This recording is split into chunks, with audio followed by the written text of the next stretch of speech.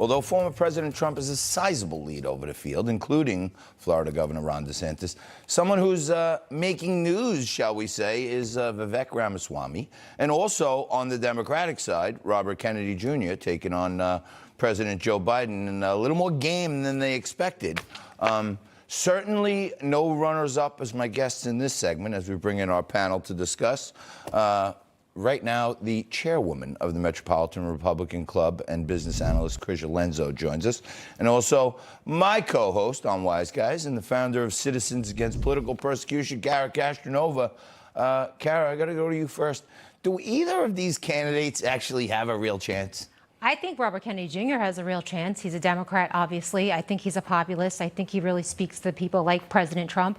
I've said to people recently, if Trump doesn't get the nomination, there's a chance I might vote for Robert Kennedy Jr. He's really upped the bar. I think the Republicans really have to step up to the plate because he stands for everything I stand for, which is he's against COVID mandates. He's against vaccine mandates.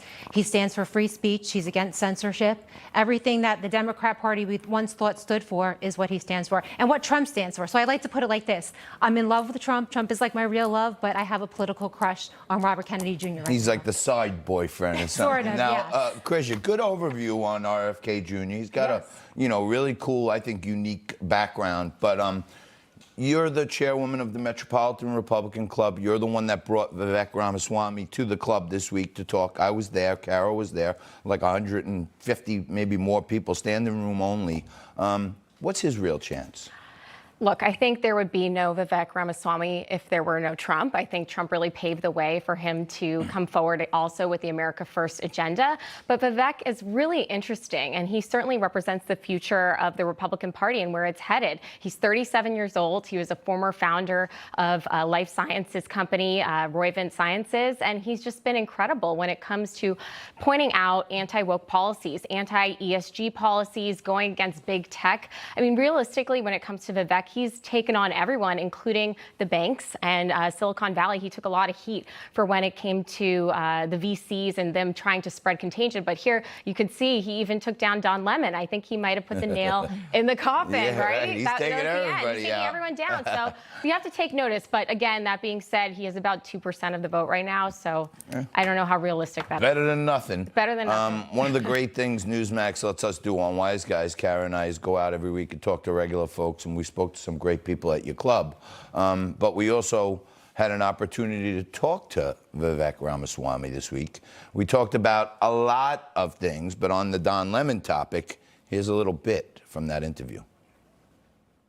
It seems like you won the fight on air with Don Lemon, and the post-game show looks like you did pretty good, too. Would you channel your best Donald Trump and look into the camera and say, Don Lemon, you're fired?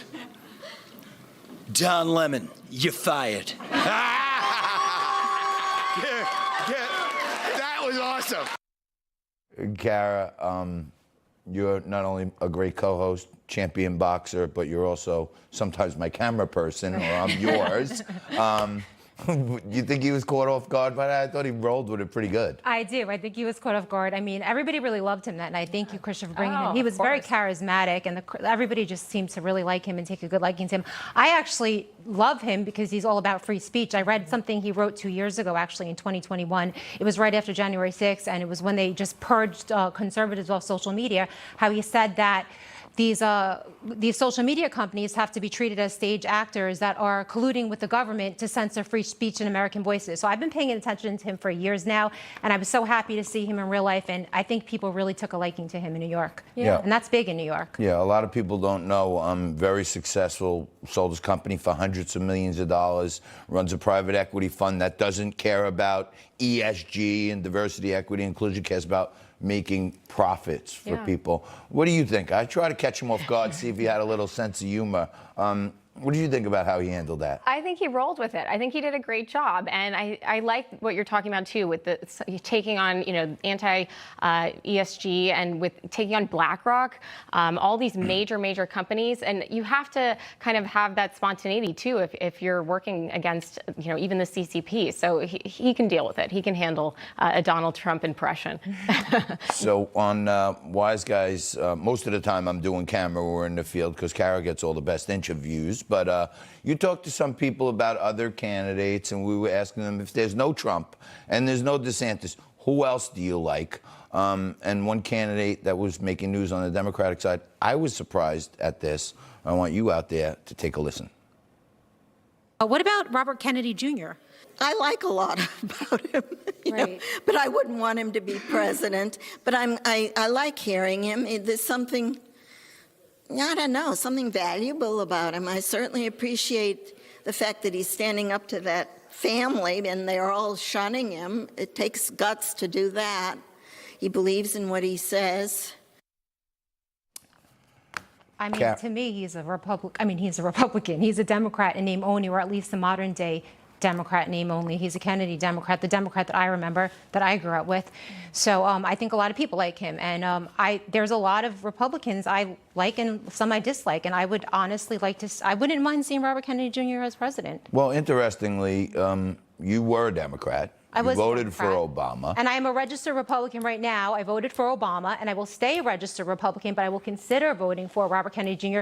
if he keeps saying the things that he's saying. I think he has a lot of integrity. He has a steel backbone, just like Donald Trump. He's a populist. He said he wants to bring populism back to the Democrat Party. And he gave kudos to Donald Trump, the way that Donald Trump brought populism to the Republican Party is what he wants to do to the Democrat Party, and I really respect that. Krysia, you think he has any chance? Now, I will point out to you, ladies, that he entered the race a few weeks ago at 14% in the polls, which was a good entry, right? Vivek spending a lot of money getting out there. Like you said, he's at 2-3%. He entered at 14, but now just a few weeks later, he's at 21. He's gone up 50%, and that's got to be annoying Democrats. You think he has any shot?